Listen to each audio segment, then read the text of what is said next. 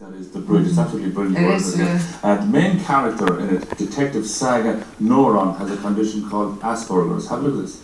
Antar jag att han inte har berättat att det kommit en del klagomål på dig genom åren. Från vilka då? Inga kollegor. De flesta är från vittnen eller andra som inte varit misstänkta. Han har uppfattat dig som okänslig, otrevlig. Du visste inget om det här? Nej. Vi befinner oss mitt i en komplicerad mordutredning. Och jag tvivlar inte en sekund på att du är en extremt värdefull resurs. Men efteråt så vill jag se på möjligheten att i någon form av sensitivitetsträning, coachning eller något sånt.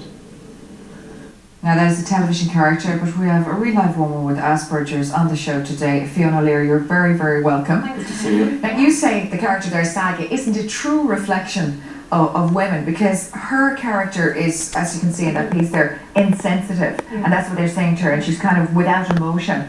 Would you say it's totally different? Yeah, I suppose the media portrayal of autism in general can be quite, not accurate, and with women that is not a true portrayal at all. And I've done research into her character, and actually she based her information research on a male subject. It wasn't even a woman on the spectrum, which is wrong. And what we really would like to see is autistic people actually playing these roles. It must be very frustrating for you to see that, though. Not really, I mean, because we're used to a lot of kind of... you shouldn't be getting used to that, that's the... I think that we have a lot of empathy. I think it's the opposite, and I think for my own story, I would always have had empathy from a very early age, a strong interest in human rights issues. Because also, even as a little kid, didn't you kind of set up a kind of mini hotel in your bedroom as a little kid, and taking caterpillars and little creatures in the garden? Very, very interested in animals and insects. Everything, fascinated me, and I suppose because I felt very different and kind of disconnected, that I found great comfort in animals, and they didn't have the pressures that humans... They didn't put any pressure on you either. You weren't diagnosed until last November when you were 42. Yeah, 2013, 3 years actually. How long? How come it took so long? Females, are like males on the spectrum, but it is a spectrum, so everyone is different. There's no two people are the same, and with females we can present quite differently.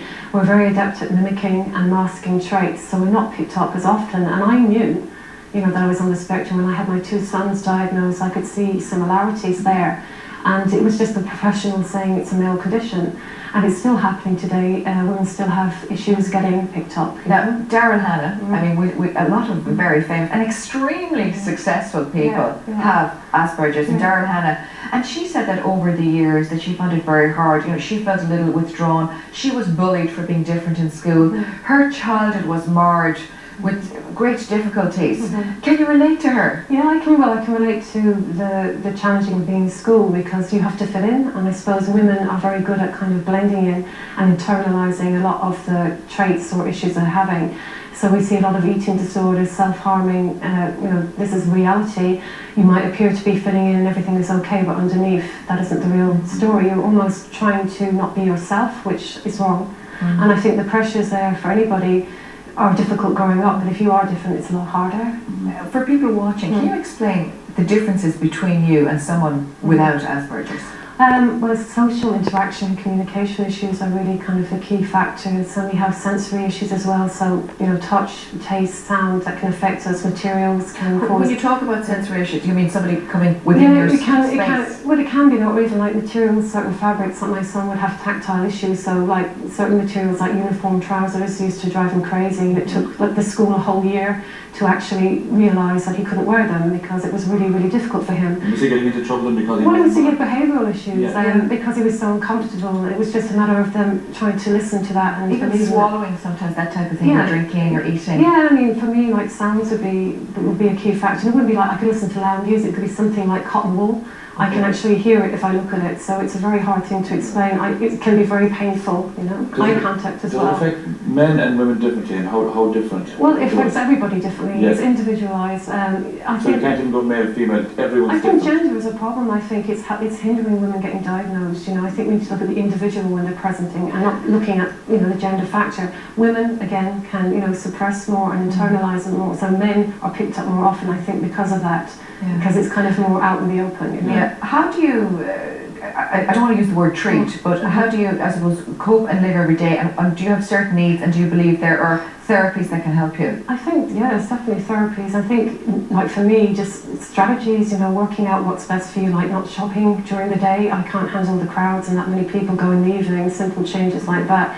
Being prepared, we do like routine, we don't like surprises, so just being prepared for things and general things like that, but you know, social issues, interactions can be very challenging, and they always will be. Your husband has helped a lot. He's wonderful, yeah. I have a lovely family. I have 5 children and Tim. So we can see it there, they're We're a gorgeous. busy family, yeah, and they're great. You know, I suppose I want to mention that you can, you know, have a family and do things. There's a very kind of negative outlook sometimes that autistic people can't That's go out ignorance there. though, because people don't understand. Well, I think we've gone beyond that. I think we're kind of regressing, really. I think that we need to foster the acceptance message. You know, we're very focused on awareness, but acceptance is really much more important. What about relationships? Did you ever have issues during your marriage in the sense of that your husband didn't understand Probably. that you were different? Yeah, looking back, I mean, I think he always says, and it's very, very nice of him to say that it was me being different that attracted, you know, he was attracted me because of that. I wasn't like the other woman. I was very into like music, like Leonard Cohen, and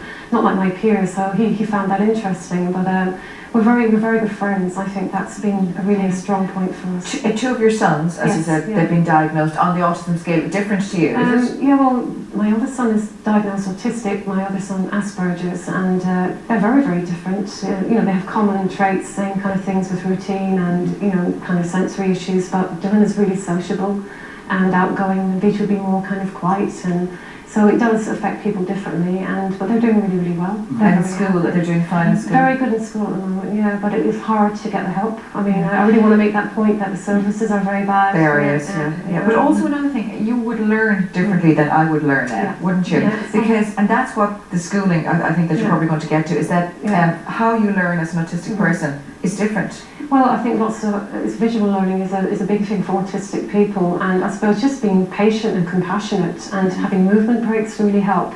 You know, that they're sat there all day, like my eldest son doesn't like sitting down. He's always moving around. They're not able to sit, Well, he feels more comfortable, and what's wrong with that, you know? I mean, We should all be comfortable. but sitting for a long period of time isn't healthy anyway. It's oppressive, isn't it? That's what it is, it's oppressive. So the school, I'm lucky with Castle Donovan National School, they're great, I have to say that, and they've been very supportive with my son.